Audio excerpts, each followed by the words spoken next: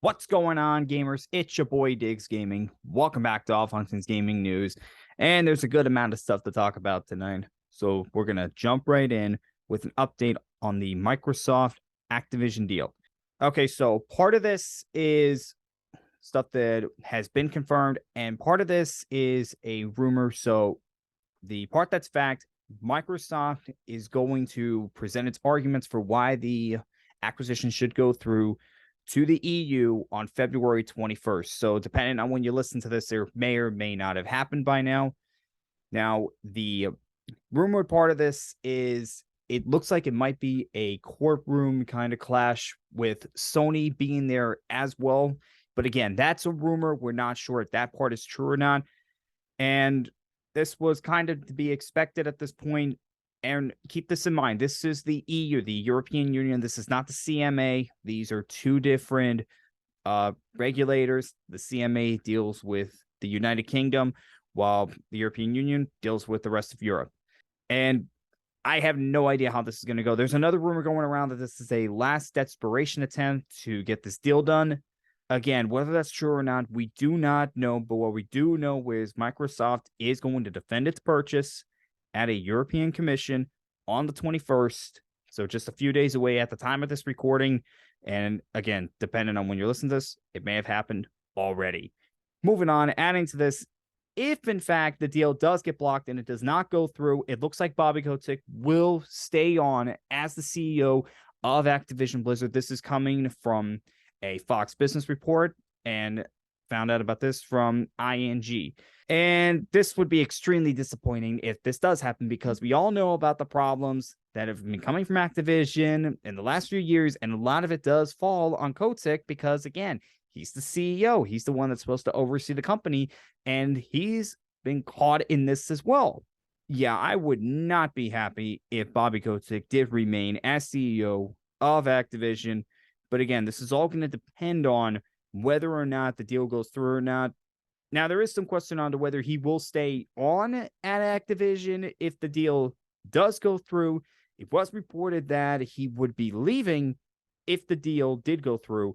But again, that was never confirmed or not. So there's still a lot up in the air whether or not this is going to go through or not, and whether or not Bobby Kotick will actually stay on at Activision, whether or not this deal goes through.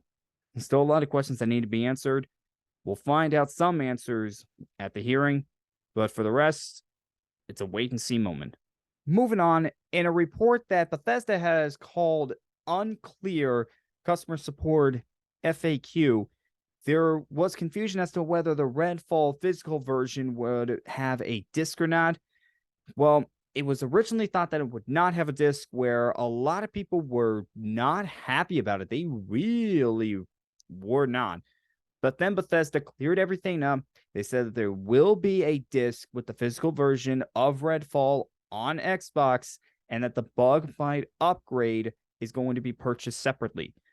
So they were able to clear that up, and they did this through a Twitter thread, and so glad they did this. They got right ahead of it. I believe it was the same day that this report came out, and they cleared it up right away, or it might have been the day after. I'm not sure, but they cleared it up pretty quickly.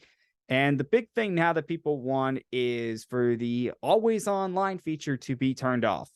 I don't know if that's going to happen or not. Probably not, but that is the biggest issue with this game right now. Before it even launches, the always online feature, even for single player mode, I mean, we all know the issues that always online games have had. It's unreliable. If you don't have great internet, it can be annoying to get connected. So hopefully it doesn't hurt the game that much. But as far as physical versions go, it will have a disc. It's not going to be a downloadable code, which that is a good thing. When this game does come out, you can bet Meliodas and I are going to be talking about it. Moving on, last week I had talked about the CMA's report on the Microsoft Activision deal and how they said it could be harmful to gamers in the UK. They released it on a 277-page document, which, whether or not you have time to go through it or not, or whether or not you're interested or not, definitely go check it out, because they really went into detail about this deal and the implications about it. Of course, they mentioned Sony. Of course, they mentioned cloud gaming, just all the aspects behind this. Now, I haven't had a chance to go through all of it, I don't know if I will have a chance to go through all of it, but I did see this and I wanted to cover it because it looks like Microsoft actually did confirm that a game that has been sold on Game Pass can affect game sales. Now, the actual percentage itself was redacted, so we don't really know that, but they did say that there was a decline in base game sales 12 months following their addition on Game Pass. Now, keep this in mind. This isn't just games that get a day and day release on Game Pass. These are games that are put on Game Pass from the time they're put on and then 12 months later. And again, we don't know the actual percentage. So we don't know how much the sales are really affected by it, but we do know that there is an effect on sales. I don't think we're ever going to know the actual percentage on this because why would Microsoft ever release that? But to know that it is somewhat true that Game Pass does affect game sales, which, I mean, it's got to affect game sales. It does raise the question of whether it's worth it or not for games to be put on Game Pass. And we've seen it from both sides. We see it from a lot of independent studios that put their games on Game Pass and they see players having an increase in players that are playing it. And then again, you hear others that say that it wasn't really the best idea to do a day-to-day release with Game Pass. And you can never truly know. It's going to be different for every game. And I'm not entirely sure whether it's a good thing or not. I think it just depends on the game and whether or not having it on Game Pass really could affect the sales as much. I do see it as a case-by-case basis, but that's just my opinion. Let me know what you guys think. With all that being said, I'm going to move on to God of War Ragnarok, and we found out something pretty interesting from its narrative director, Matt Sophos. Hopefully I pronounced that right. But apparently Kratos was supposed to have a different outcome than what happened in the game. Now, I haven't played God of War Ragnarok yet, so this is not going to be any kind of spoiler. Well, sort of a spoiler because I'm talking about something that didn't happen in the game, but nothing too crazy.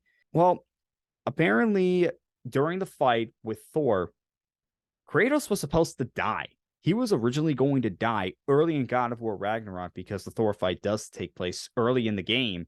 And that would have been interesting when you have Kratos die. And my guess is you would take over his son. And I don't know where they would have gone with the game afterward. I'm not entirely sure, but that would have made for an interesting game, to say the least. Now, again, I haven't played God of War Ragnarok, so I'm not entirely sure what has happened in that game, but judging from people that have played it, they just love the game and everything works out in the end. But again, to think that we were this close to having a game where Kratos actually does die and we take control of another character in a God of War game makes you think what it could have been. Moving on, a few weeks ago, IGN reported that Sony, Microsoft, and Nintendo were not going to appear at E3. But we just got confirmation that Ubisoft is going to appear at E3, provided that it does happen. That is literally what they said. So the fact that we do have one of the major publishers, in this case Ubisoft, confirming that they will be appearing at E3, that's a good thing to hear. We don't know how this E3 is going to go, and we don't even know who's going to show up. But we do know one major publisher is going to be there. I think at this point, we need to find out about EA, and we got to figure out if the big three really are not going to be there. This was just a report, nothing official from Sony, Microsoft, and Nintendo just yet. But the fact that we do have one right now, Ubisoft, and E3 is still a few months away, about 4 months away, anything can happen in that time period as to who will appear, who will not appear. We're just going to have to wait to see. But to hear that at least one major publisher will be showing up at E3, it's a good thing to hear. Moving on, Multiversus has not had a good run post-launch. According to a report, its game base has dropped 99% on Steam since the launch of the game. So 99% of players have stopped playing Multiversus since that game launched. And I talked to Star Meliodas about this game, and when I told him about this, he was not surprised because he's played the game and had fun for a while, and then he just stopped playing it. which I'm guessing that's what happened to a lot of these players. That they had fun for when it launched or when they first started playing it, and then they stopped playing it. Yeah, not a good sign. And this was the game that was voted for best fighting game at the Game Awards. Yeah, I still don't get that either. It's not a good look if you're seeing your player base drop 99% a few months after the launch. Moving on, I need to make a correction about last week. Last week, I talked about a number of games that were being shut down, and Apex Legends was one of them. And what I forgot to mention was it was the mobile part of Apex Legends that's getting shut down, not the whole game, just the mobile part. That's my bad. I forgot to add that. I need to do better of that in the future. Sorry about that. But Respawn has released a statement saying that they're going to make some changes to the team deathmatch. So the first thing they're going to do, they're going to have the number of rounds decreased from 3 to 1. They thought 3 was just way too long, so they're only going to have 1 round now. So with that being lowered to 1, they've also increased the kill count required to win at the team deathmatch from 30 to 50. And then they're also going to have some more quality of life improvements that it's including ending the match when one team completely leaves, so the remaining team wins, and adding a penalty for abandoning matches similar to the penalty in Control. Now, I don't play Apex Legends. I don't. But when you have a developer that's making this kind of change, pretty good that they're trying to do the best that they can to make sure that this game is as good as it can be, and it doesn't become too much of a grind, and it doesn't become too boring. Hopefully works out well for Respawn, and Respawn's a development team that really does listen to fans. I mean, they're the ones that made Star Wars Jedi Fallen Order, going to be making Star Wars Jedi Survivor. Trust Respawn. They are good at what they're doing, and we'll see how the fans react when this does come. Moving on, in a Q&A with investors last week, a couple members of Sega talked about Sonic Frontiers, and they talked about how the Metacritic score might have been lower than they had hoped for. Right now, it's between a 69 and 75, that the game has sold better than they could have expected. So in the statement, they said, in terms of the selling price, we temporarily held a sale on Black Friday as per our initial strategy, but have since returned to the previous price and have been able to achieve results so far while maintaining the price level to a certain extent. The number of units sold greatly exceeded the full year plan at the beginning of the fiscal year, and we recognize that this is a title that will continue to sell over the long term based on our sales strategy, such as pricing, promotions, and the development of free DLC. Well, that's just great to hear. Sonic Frontiers, this was a hype game, and even though the Metacritic score kind of had mixed reviews, fans absolutely love this game. Now, I did get the game, haven't had a chance to play it. I'm going to be honest. I get the feeling when I do play it, I'm going to have a lot of fun with it. And again, Sonic fans just absolutely loved it, and they can't wait to see what is next for the future of Sonic. And the thing with the free DLC, you gotta love it in games, because a lot of these times it's just too easy to charge for DLC. But when companies do make it free and it turns out to be very, very good, it can only be good for a game. It can only help drive up sales. Moving on, we have big news. Dead Island 2 has officially gone gold. Not only that, it is releasing 1 week early. It is coming out April 21st now, to avoid Star Wars Jedi Survivor, which was supposed to be coming out the same day as it was originally, but now coming out a week early, and it's officially gone gold. This game is coming out. It's finally coming out. Meliodas is so excited about it.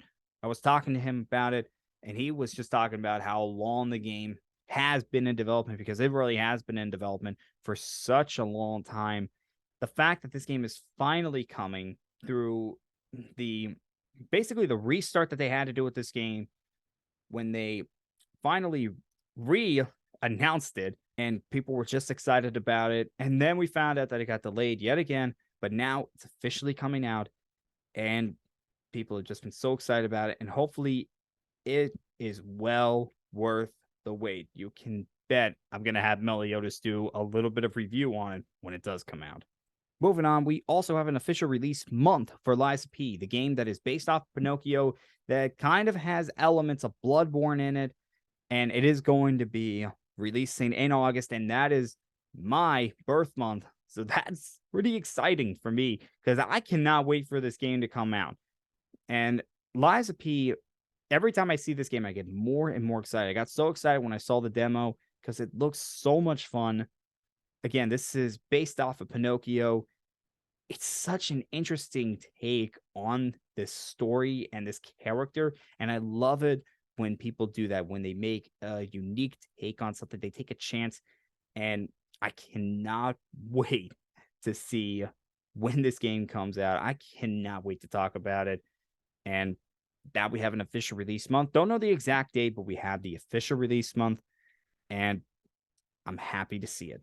Next up, we got dates for Diablo 4 early access and the open beta. So early access is going to happen from March 17th to March 19th, and then the open beta will happen the following week from March 24th to March 26th. And Diablo 4, this is a game that everybody's been waiting for. They are really hoping that Diablo 4 lives up to the expectations. And when you're having an early access and an open beta, that is a very good thing to do. It's a good thing for Blizzard to do this so that they can get people to get their hands on the game, see how it's looking right now, and then they can get feedback from them and make the improvements that they need to make this game as good as it can be. And hopefully it lives up to the hype. And when the open beta does happen and the early access, I can't wait to see what people say about it and see how this game's coming along. And the last few things we're going to talk about, Wild Hearts has come out and people are liking the game. It's definitely a Monster Hunter-like game, but it does have differences to Monster Hunter. And in some ways, it has kind of improved on the Monster Hunter format. So this game has reviewed fairly positive. People are definitely enjoying the game. So if you're a Monster Hunter fan, definitely go check out Wild Hearts. Sounds like it's a very good game. Also, PlayStation VR 2 and Horizon Call of the Mountain have come out as well.